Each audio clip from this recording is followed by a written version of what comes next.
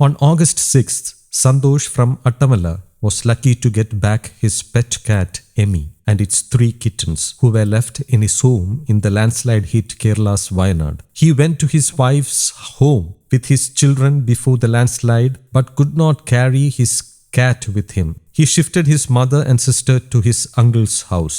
He came to his native place to search for his cat on August 6th, and luckily Emmy and its kittens survived the landslide and were safe with animal rescue workers. The cat has been with him for the last 2 years and gave birth to 3 kittens just 5 days before the landslide.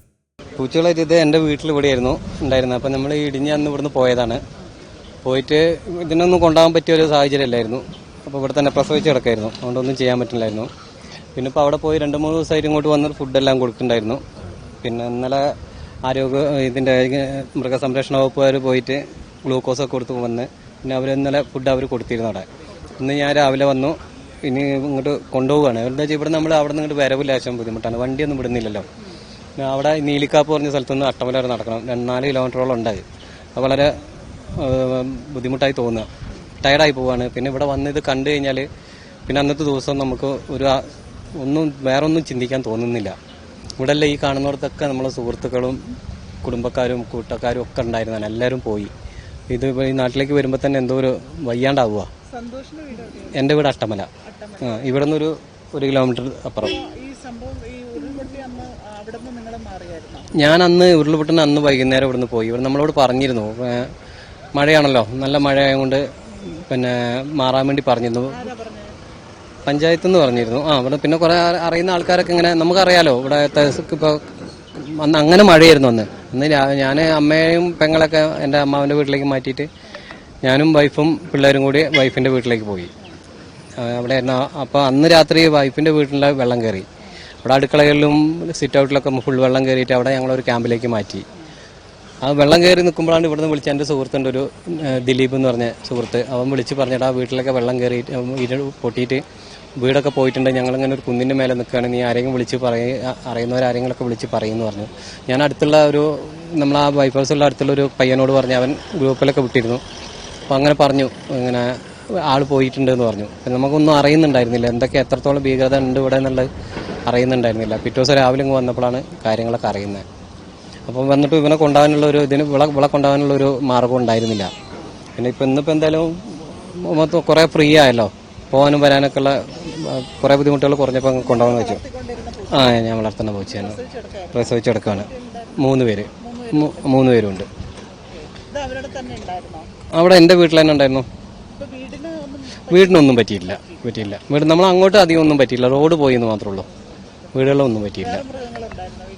വീട്ടിൽ വേറെ മൃഗങ്ങളൊന്നുമില്ല, അടുത്തൊക്കെ ഉണ്ട്, കുറേ പൂച്ചകളൊക്കെ ഉണ്ട്, പിന്നെ നാടൻ പൂച്ചകളൊക്കെ ഉണ്ട് അവിടെ. പക്ഷെ അവരൊന്നും നമ്മൾ വിളിച്ചാൽ വരില്ലല്ലോ.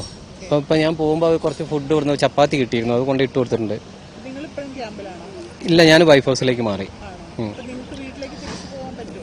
ഇപ്പോഴൊന്നും പറ്റും തോന്നുന്നില്ല. ഇനിയിപ്പോൾ എന്തായാലും ഇതെല്ലാം കഴിയണ്ടേ, നമ്മൾ പോയിട്ട് റോഡൊന്നും ശരിയാണ്ട് ഞങ്ങൾ ഇങ്ങോട്ട് വന്നിട്ട് കാര്യമില്ല. പിന്നെ കടകളൊന്നും ഇല്ലല്ലോ. ഇപ്പം നമ്മൾ എന്ത് ചെയ്യണമെങ്കിൽ ഞങ്ങൾക്ക് മേപ്പാടിയിലേക്ക് പോകണം, 12-13 കിലോമീറ്റർ ദൂരമല്ലേ. അപ്പം എന്തായാലും ഇവിടെ എല്ലാം ഒന്ന് ക്ലിയർ ആയാലേ വരാൻ പറ്റുള്ളൂ. സുഹൃത്തുക്കൾ ഒരുപാട് പേരുണ്ട്. കുറച്ച് പേരൊക്കെ ഒരു പകുതി പേര് രക്ഷപ്പെട്ടു, പകുതി പേര് പോയി. ഇപ്പം നമ്മളെ മുണ്ടക്കായിൽ നിന്ന് നോക്കുകയാണെങ്കിൽ കുറേ പേര് പോയി. ഞങ്ങൾ എല്ലാവരും നമ്മളെന്നും കാണുന്നവരാണ്. ഈ കടയിൽ ഈ ഇവിടെ ഞങ്ങൾ കൂടുതൽ എല്ലാവരും വന്ന് അവിടെ നിന്ന് കൂടുതൽ വർത്തമാനം പറയുന്ന ചിരിക്കലൊക്കെ ഉണ്ടായി, എല്ലാം പറഞ്ഞ് പങ്കുവെച്ച് പോകുന്നൊരു നാടുമാണിത്. പരസ്പരം ആരോടും ദേഷ്യമോ ഒന്നുമില്ലാണ്ട്, പരാതിയോ പരിവോ ഇല്ലാണ്ട് പോകുന്നൊരു നാടായിരുന്നു. നാട് മൊത്തം ഏകദേശം തുടച്ചു പോയി. ഇനിയിപ്പോൾ നമുക്ക് അതിനെക്കുറിച്ച് പറയാം. Attamala. നല്ല നമ്മളവിടേക്ക് കാര്യമായിട്ട് നല്ല നമ്മൾക്ക് ഒരു ബുദ്ധിമുട്ട് ഒന്നും നാശനഷ്ടങ്ങളൊന്നുമില്ല. ഈ പോയി വരാനുള്ള ഒരു ബുദ്ധിമുട്ട് മാത്രമേ ഉള്ളൂ, വഴീൻ്റെ ഒരു വിഷയം മാത്രമേ ഉള്ളൂ. ഞങ്ങളവിടെ ഒരു 10-24 കുടുംബമുണ്ട്, അവർക്കൊന്നും ഒരു പ്രോബ്ലം ഇല്ല.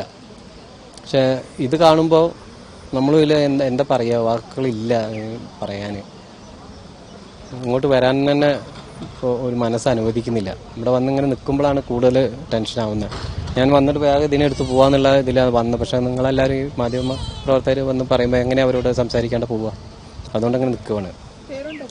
ഉണ്ട്, എമി എന്ന് വിളിച്ചാൽ മതി, ഇവിടെ നോക്കൂ. ഇവർക്ക് ഞങ്ങളെ ഓരോരുത്തരെ അറിയാം. ഞങ്ങളെ ഓരോരുത്തരെ പറഞ്ഞാൽ തന്നെ അവർക്ക് ഞങ്ങളെ വീട്ടിൽ ഇപ്പോൾ 2 വർഷത്തോളമായി. News desk Kaumudi global.